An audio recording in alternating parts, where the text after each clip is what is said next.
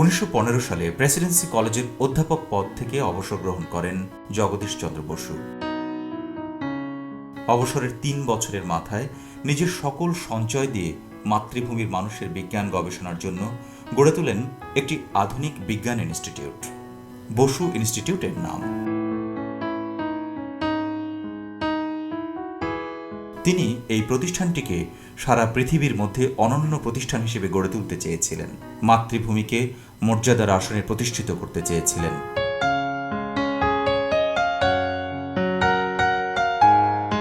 বিজ্ঞানে তার নিরবচ্ছিন্ন প্রচেষ্টার জন্য তাকে ভারতবর্ষে বিজ্ঞানের জনক হিসেবে অভিহিত করা হয়। জগদীশচন্দ্রের বিজ্ঞান দর্শনে যেটা ছিল সেটা হচ্ছে আমরা অবজারভেশন বা প্রক্রিয়া প্রাচীন জ্ঞান থেকে যে যে সূত্রগুলোকে ধরে এনেছি সেগুলির কোনো পরীক্ষাযোগ্য প্রমাণযোগ্য অবস্থায় পৌঁছে দেওয়া, এটাই হচ্ছে পাশ্চাত্য বিজ্ঞানের লক্ষ্য। এবং জগদীশচন্দ্র সেই ধারাটি ভারতবর্ষে প্রথম আনয়ন করেছিলেন, সেই জন্যই তাকে ভারতীয় বিজ্ঞান চর্চার জনক বলে আমরা মেনে নিতে পারি। বিজ্ঞানী জগদীশচন্দ্র বসু পৃথিবীর বিভিন্ন রাষ্ট্র, সংস্থা ও প্রতিষ্ঠান দ্বারা সম্মানিত হন। 1917 সালে তিনি নাইট উপাধিতে ভূষিত হন। 1920 সালে লন্ডনের রয়্যাল সোসাইটির সদস্য নির্বাচিত হন। 1926 সালে তিনি বেলজিয়ামের রাজকীয় অর্ডার অব দ্য লিওপোল্ড উপাধি গ্রহণ করেন। এর আগে ভারত সরকার তাকে championship of the Indian empire CIE এবং championship of the star of India CSI উপাধি প্রদান করে। অ্যাবারডিন বিশ্ববিদ্যালয়, এলাহাবাদ বিশ্ববিদ্যালয়, হিন্দু বিশ্ববিদ্যালয়, বেনারস বিশ্ববিদ্যালয়, ঢাকা বিশ্ববিদ্যালয় তাঁকে সম্মানিক DSc ডিগ্রি প্রদান করে। 1937 সালে বসু বিজ্ঞান মন্দিরে যখন বিজ্ঞানীর 79তম জন্মোৎসবের প্রস্তুতি চলছিল, তার ঠিক 1 সপ্তাহ আগে 23শে নভেম্বর গিরিডিতে বন্ধু A.N. মিত্রের বাসায় আকস্মিকভাবে মৃত্যুবরণ করেন জগদীশচন্দ্র বসু।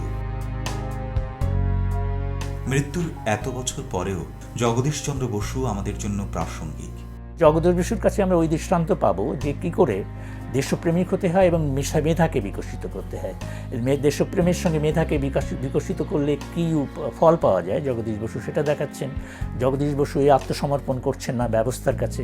আজকে গোটা ব্যবস্থা আমাদের শত্রুতার সঙ্গে শত্রুতা করছে, সেইটার বিরুদ্ধে জগদীশ বসু যেভাবে দাঁড়িয়েছিলেন সেই দৃষ্টান্ত তো আমরা পাচ্ছি। আমরা এই দৃষ্টান্তও পাচ্ছি যে ওই যে তিনি শ্রেণীর বোধটা তার মধ্যে ছিল না, ওই যে সম্প্রদায়ের বোধটা ছিল না, সেই বোধটাকে আমাদেরকে অতিক্রম করতে হবে, এইটা আমরা বুঝতে। আমরা এটাও বুঝতে পারছি যে বিচ্ছিন্নতা, মানুষের বিচ্ছিন্নতা বাড়ছে। জগদীশ বসু তার লেখার মধ্য দিয়ে, বিজ্ঞানের সাধনার মধ্য দিয়ে, শিক্ষকতার মধ্য দিয়ে মানুষের সঙ্গে সংলগ্ন হবার চেষ্টা করছিলেন। সেই যে সংলগ্ন হবার চেষ্টা, সেইটাও আমাদের জন্য খুবই প্রাসঙ্গিক। তিনি আমার কাছে আপনি বলতে পারেন এক ধরনের স্পিরিচুয়াল গুরুর মতন, এমন একটি মানুষ যে মানুষটি মাধ্যমে আমি পুরো পাশ্চাত্য বিজ্ঞানের সঙ্গে প্রাচ্য চিন্তার যে সন্ধি, সে সন্ধির প্রতীক তিনি একজন বৈজ্ঞানিক হিসাবে। আমরা তাকে শ্রদ্ধার সাথে স্মরণ করি। সমস্ত জগতের প্রতিকূলতা এবং প্রতিবন্ধকতা সত্ত্বেও তিনি আজীবন তার মতকে প্রতিষ্ঠা করবার জন্য বৈজ্ঞানিক মতে সংগ্রাম করে গেছেন, এবং এই দৃষ্টান্তটাই আমাদের কাছে সবথেকে বেশি স্মরণীয়। তার জন্যই আমরা জগদীশচন্দ্রকে বিশেষভাবে স্মরণ করি যে যদি তার লক্ষ্য স্থির থাকে, যদি তার বিশ্বাস দৃঢ় হয়, তাহলে কোনো প্রতিকূলতাই শেষ পর্যন্ত মানুষকে দমিয়ে রাখতে পারে না। জগদীশচন্দ্র নিজের জীবন দিয়ে এটা প্রমাণ করে গেছেন। জগদীশ বসুর আজন্ম সাধনা ছিল সত্য অনুসন্ধান। বিজ্ঞানের পথে তিনি সত্য অনুসন্ধান করেছেন। সত্য অনুসন্ধানী এই মহান বিজ্ঞানী পৃথিবীর প্রতিটি বাঙালির হৃদয়ে চিরদিন বেঁচে থাকবেন প্রাণ প্রজ্ঞার পথিক হয়ে।